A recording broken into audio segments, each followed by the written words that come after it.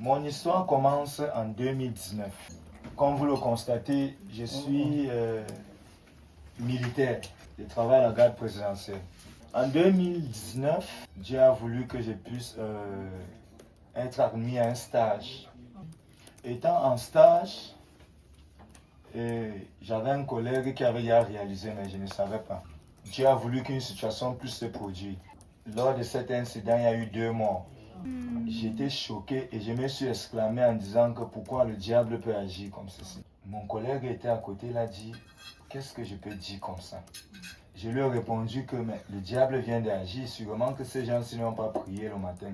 Ok, je lui ai répondu que mon peuple périt faute de connaissance. Il m'a dit, mon frère, si tu ne savais pas que c'est Dieu qui tue, ça veut dire que tu ne connais pas Dieu. Je lui dis, mais comment tu peux dire que Dieu tue? Est-ce que c'est normal que tu dises ça? Il dit, bien sûr, c'est Dieu qui tue. Il peut me démontrer bibliquement de A à Z que c'est Dieu qui tue. J'ai dit, mon frère, il n'y a pas de problème. Sors la Bible, tu me démontres comment Dieu tue. Il prend la Bible, il ouvre le livre des Lamentations, qui dira qu'une chose arrive sans que le Seigneur n'en ait l'auteur. Ça attire un peu mon attention. Mais je lui dis après que je ne suis pas sûr que sa Bible est la bonne. Il me dit que je peux apporter ma Bible, on utilise ma Bible. J'ai dit, il n'y a pas de problème. Je me suis battu à avoir la Bible Louis II, la version Louis II.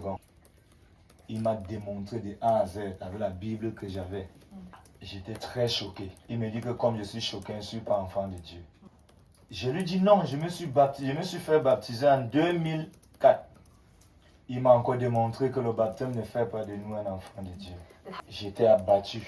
Je lui pose donc la question, on fait donc comment pour être enfant de Dieu? Il me dit, il faut écouter Moïse et les prophètes. Et c'était la 2e fois que j'écoutais l'histoire de Moïse et les prophètes. La première fois, j'étais à une mission à Manaobé. On avait un groupe de prière chaque soir. J'avais l'un de mes chefs qui chassait les démons pendant la prière.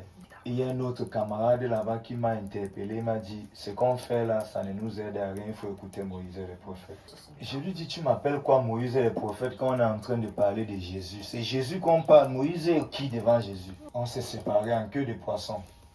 On s'est séparés comme ceci, en étant fâchés.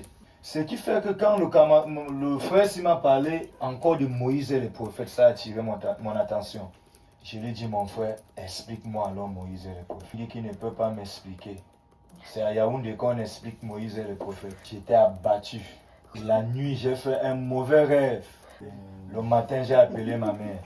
J'ai dit à ma mère que j'ai fait un mauvais rêve où j'étais au milieu des morts. Les gens étaient couchés, étant morts partout.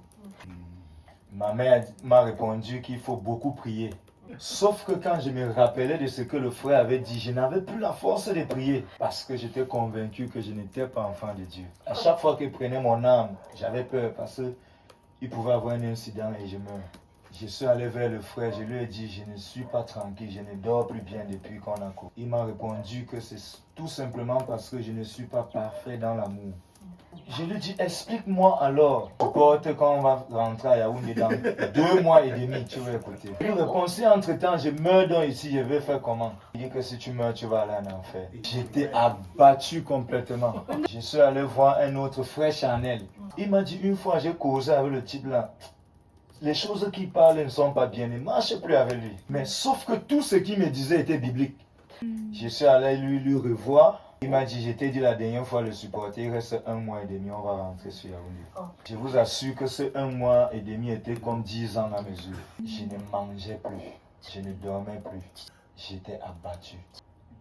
Mais comme j'étais un homme qui a été prédestiné, Dieu a voulu qu'on termine, on rentre sur Yaoundé. Quand je suis rentré, j'ai pris mon téléphone, j'ai appelé le frère. Il m'a dit qu'il a été sollicité pour une autre mission. Mais il peut me donner un numéro que je vais appeler, on va me conduire au lieu où on fait le séminaire. Il m'a donné le numéro, j'ai appelé. On m'a indiqué Fundasi. Je suis arrivé à Fundasi. Quand je suis entré dans la salle de Fundasi, j'ai observé toute la salle pensant voir une croix à l'intérieur de la salle. Mais il n'y avait pas de croix. Ça m'a beaucoup interpellé. J'ai dit, mais c'est quel genre d'église qui n'a pas de croix? Je suis resté tranquille, le séminaire a commencé. J'ai été tellement émerveillé qu'on m'a démontré de A à Z que la Bible est vraie. C'est où j'ai compris que je suis au bon endroit. Mais quand on m'a démontré le regard de Dieu sur moi, j'ai regretté pourquoi je suis arrivé là-bas. Parce qu'à un moment donné, même le prédicateur, j'étais convaincu que lui-même va aller en enfer avec moi. J'ai voulu rentrer. Mais le prédicateur dit que s'il y a enlèvement maintenant, lui va partir. J'ai dit, mais s'il va partir, ça veut dire qu'il est différent de moi. Je suis resté calme où j'étais étant abattu. Le séminaire a évolué, on m'a montré comment Dieu a géré le problème d'Adam. J'ai compris que sans effusion de sang, il n'y a pas de pardon de péché. Sauf que là où j'étais, à Fundasi, je me suis posé la question de savoir, est-ce qu'il fallait que moi-même je vienne avec mon agneau? Mais il démontre encore que même le sang des boucs et des taureaux ne peut pas gérer ce genre de problème. Mais il faut le sang. Quand il colle le verset sans effusion de sang, il n'y a pas de pardon du péché. J'ai dit, mais qu'est-ce qu'il faut donc faire? On a donné la pause.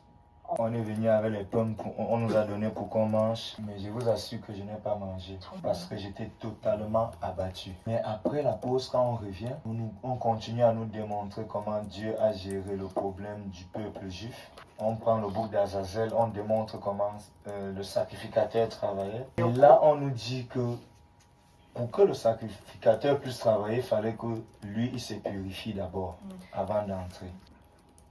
On a évolué. Après, j'ai compris, on nous a fait comprendre que tout ce que le sacrificateur faisait là, c'était pour ôter le péché passé et le péché présent. Mais quand le peuple sortait de là, il continuait toujours à pécher.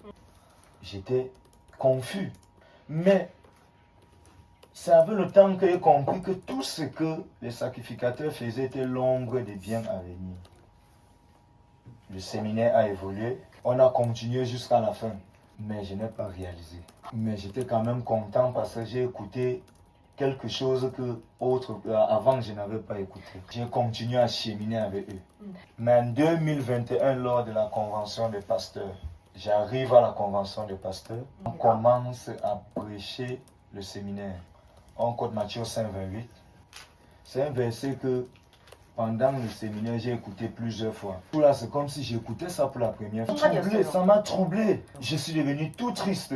Je sentais un poids qui pesait à l'intérieur de moi. J'ai dit, hey, il y a un problème. Tous les versets bibliques qu'on cotait, je faisais que me condamner. Pourtant, j'avais écouté ça plusieurs fois. Mais ce jour-là, j'étais choqué. Mais pendant la rédemption, quand on a coté Ésaïe 44, 22, le poids qui pesait à l'intérieur de moi a disparu. Je me suis levé, je me suis exclamé que je vois, je comprends. Et c'est ce jour-là que j'ai compris le rôle de Jean-Baptiste. Quand il avait appelé, il avait dit Jésus, voici l'agneau de Dieu qui vient ôter le péché. C'est ce jour-là que j'ai compris que l'agneau qu'il fallait, c'est Jésus lui-même qui est Dieu qui s'est fait. J'ai passé tout le temps à danser. On faisait que me demander il y a quoi. J'ai répondu que c'est maintenant que je vois clair. Les gens ont crié, ils ont jubilé. Je suis sorti de là étant content.